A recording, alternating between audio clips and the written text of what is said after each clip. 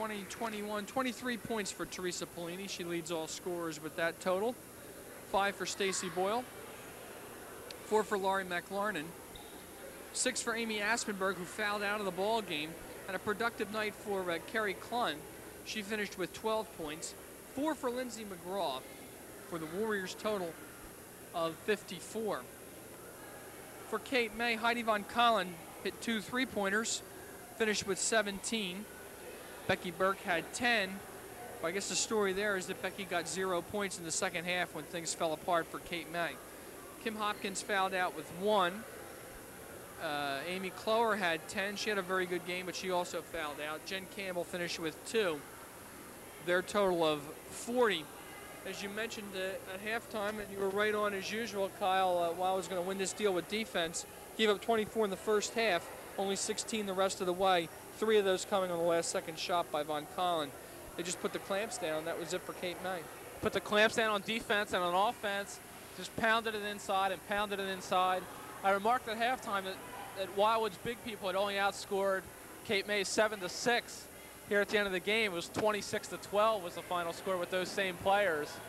So Wildwood getting it done with their defense and their inside offense, and plenty of Teresa Polini as usual at 23. So great first half, but Cape May just not having enough to carry through. And again, Polini, Kyle, with 23, Klun with 12, getting all the offense they needed right there from those two players. Quick thought about Tuesday. I'm really looking forward to that. I have been since we saw Wildwood Catholic play here against Lower Cape May.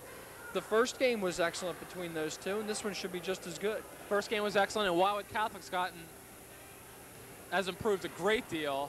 It's really hard to tell how much Wildwood's improved, because you know they stretch out their leads and then put their other players in there most nights.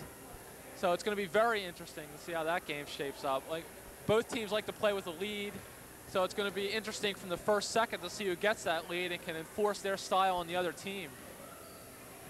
We'll look forward to doing that for Kyle Worrell. And Kyle, thanks again. Pleasure working with you. Mr. Christopher Jones, our producer and director, floor manager, and everything else that one guy can do. I'm Jeff Michaels. Final score, once again, the Warriors of Wildwood beat Cape May by the score of 54-40. If you're watching us on Saturday, stay tuned. Bill Huff, Dave Rucci will bring you the boys' version of this these two schools, Wildwood and Lower Cape May, from Wildwood. And join us next week. We have 3 big games right up top for you.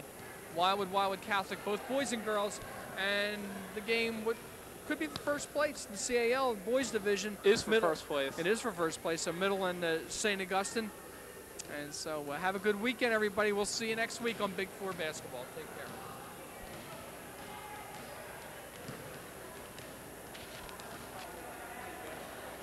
I know.